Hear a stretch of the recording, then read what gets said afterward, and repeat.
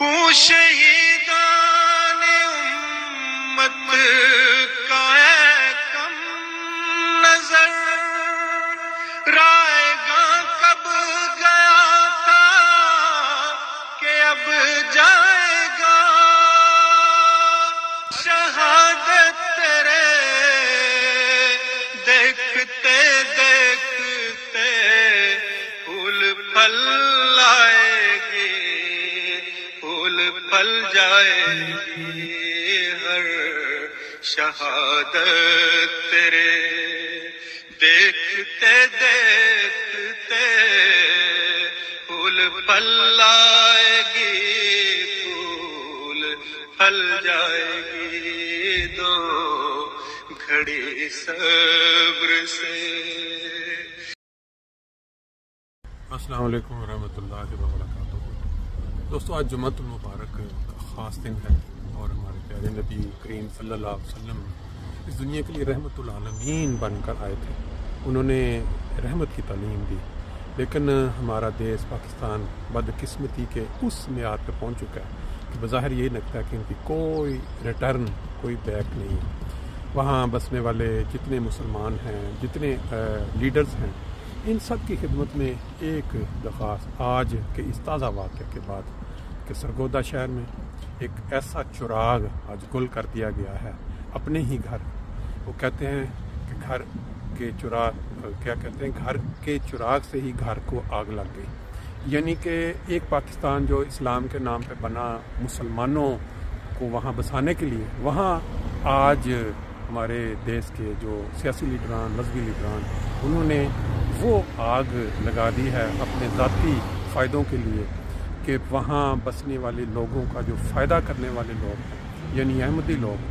Doctors ہوں یا وہ پروفیسر ہوں، ٹیچرز ہوں، ان کو خاص طور پر جمعہ والے دن شہید کیا جا رہا ہے۔ آج ایک تازہ اطلاع ملی ہے سرگودا سے، ڈاکٹر شیخ محمود صاحب جو کہ بڑے مقبول ڈاکٹر تھے، ان کو گولیاں مار کر شہید کر دیا گیا، اور یہ بہت بڑی بدقسمتی ہے ہمارے ملک کی کہ وہاں خدمت کرنے والے جو لوگ ہیں ان کو یہ بدبخت جو لیڈران ہیں مذہبی یا سیاسی، وہ اپنے ذاتی مقاصد کے لیے جو انہوں نے تنظیمیں پال رکھی ہیں، ان کے جو لوگ ہیں وہ شہید کر رہے ہیں۔ پچھلے کئی جمعوں سے یہ کام جاری ہے، کبھی جمعے پہ گرفتاریاں، کبھی جمعہ والے دن شہادت، اور آج پھر سرگودا میں یہ واقعہ ہوا ہے۔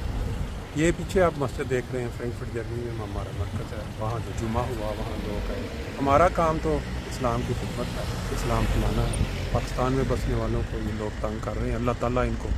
ان کی پکڑ اللہ کرے گا، لیکن اگر انصاف اسی طرح نہ ملتا رہا تو یہ کام آگے بڑھے گا۔ السلام علیکم ورحمۃ اللہ وبرکاتہ۔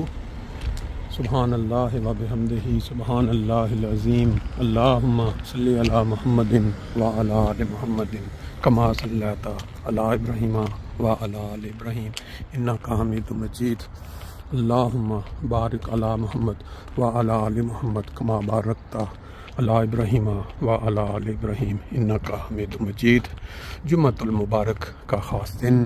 اور آغاز درود شریف سے، دونوں طرف آپ نے دیکھا کلمہ طیبہ کے بہت بڑے بڑے لوگو دو بڑی بڑی بلڈنگز کے اوپر لگے ہوئے ہیں۔ یہ جرمنی فرینکفرٹ کا منظر ہے آپ کے سامنے۔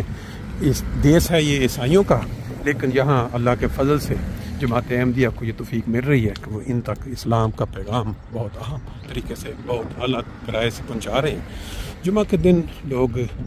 یہ توفیق پاتے ہیں کہ اپنے اپنے قریبی مراکز یا مسجد میں جا کے جمعہ پڑھتے ہیں۔ آج یہاں ایک بہت ہی زبردست پروگرام کا آغاز ہوگا، جس کی تفصیل میں جمعہ کی نماز کے بعد انشاءاللہ آپ کو بتاؤں گا۔ یہ اللہ تعالیٰ کا بہت بڑا احسان ہے امام جماعت احمدیہ پہ۔ ایک تو خلافت سے ہمیں نواز رکھا ہے، خلافت کا سایہ یا چھتری ہمارے اوپر موجود ہے، اور دوسرا یہاں ان ممالک میں یہ جو حکومتیں ہیں انصاف پسند ہیں، جو لوگ ہیں یہ انصاف پسند ہیں، جس کے ذریعے اسلام کی تبلیغ کا جو موقع ہے وہ بڑا کھلا ملتا ہے۔ یہ جو تیاری آپ کے سامنے ہوئی ہے، یہ بھی ایک بہت ہی عظیم مقصد کے لیے ہوئی ہے۔ کل 2 روز یہاں ایک بہت ہی اہم پروگرام ہونے جا رہا ہے۔ یہ ڈنر کے لیے یہاں کھانا یہاں سرو کیا جائے گا، اس کی تیاری ہے۔ باقی خطبہ جمعہ شروع ہو چکا ہے، خطبے کے چند مناظر لیتے ہیں، باقی تفصیل آپ کو انشاءاللہ پہنچاتے ہیں۔ اللہ تعالیٰ کے حضور یاد میں لوگ اور فرمایا کہ اللہ اس کو اپنے اندر لیتی ہے اور ان میں شامل ہونے والوں پر اللہ تعالیٰ کی طرف سے سکینت نازل ہوتی ہے اور خدا نے اپنے مقربین میں چنا کرنی ہے کہ جلسہ سالانہ جن مقاصد کے لیے منعقد ہوتا ہے ان مقاصد کو ہم نے کیسے جلسہ سالانہ کے جو آداب ہیں کہ کس طرح جو دینی مجالس ہوتی ہیں ان میں شامل ہونا ہے، کس طرح ہم نے ان جنت کے باغات میں جب وعدہ کرنے کی کوشش کرنی چاہیے۔ جو نماز ہے اس کو بھی اللہ تعالیٰ نے ذکر کا کہا کہ یہ بھی میرا ذکر ہے، جو ہم نمازوں کے لیے آتے ہیں تو وہ بھی ہم خدا کا ذکر کر دیتے ہیں۔ اللہ تعالیٰ نے بتایا کہ تم اس صلاۃ میں ذکر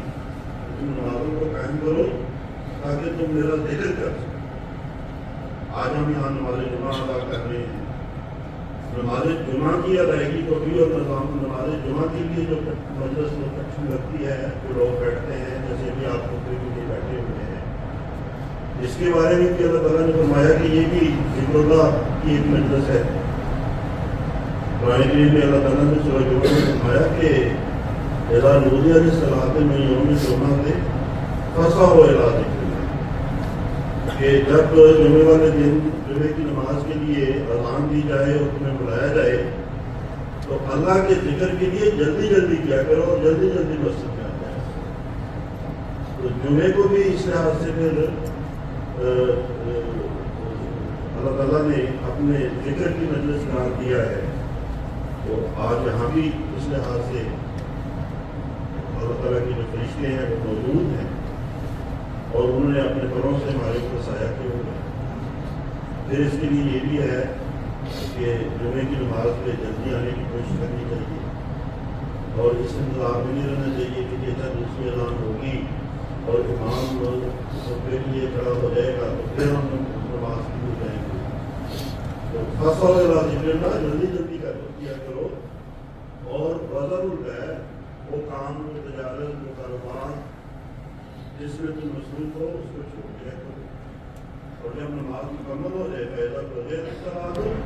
ہر کر کے پھر زمین میں پھیل کر وقت فضل اللہ اور اللہ کا فضل سے تلاش کرو۔ لیکن جب اللہ کے فضل کو تلاش کرنا ہے یعنی تمہارا کاروبار ہے اس میں وہ تم نے کرنا ہے تو وہاں بھی فرمایا کہ وذکر اللہ کثیرا لعلکم تفلحون، وہاں بھی ذکر کو نہیں بھولنا، خدا کو نہیں بھولنا، وہاں بھی ذکر کرتے رہو گے تو وہ جو ذکر کرنے والوں کے لیے اللہ تعالیٰ نے خوشخبریاں دی ہیں، اللہ کے رسول نے خوشخبریاں دی ہیں، وہ پھر تم خوشخبریاں حاصل کرنے والے بن جاؤ گے، وہ انعامات حاصل کرنے والے بن جاؤ گے۔ اور فرمایا کہ وذکر اللہ کثیرا لعلکم تفلحون، اگر ذکر کرو گے تو کامیابی جو ہے وہ دنیاوی معاملات میں بھی اور دنیاوی کاروبار میں بھی اگر اس چیز کو یاد رکھو گے تو اللہ تعالیٰ روحانی لحاظ سے بھی کامیابی عطا فرمائے گا اور دنیاوی لحاظ سے بھی کامیابی عطا فرمائے گا۔ تو اس چیز کا بار ہم نے خیال رکھنا ہے کہ ایک تو بڑی توجہ کے ساتھ ایسے پروگراموں میں شامل ہونا چاہیے اور دوسرا یہ کہ پورے انہماک سے اور توجہ سے اور غور سے جو پروگرام ہو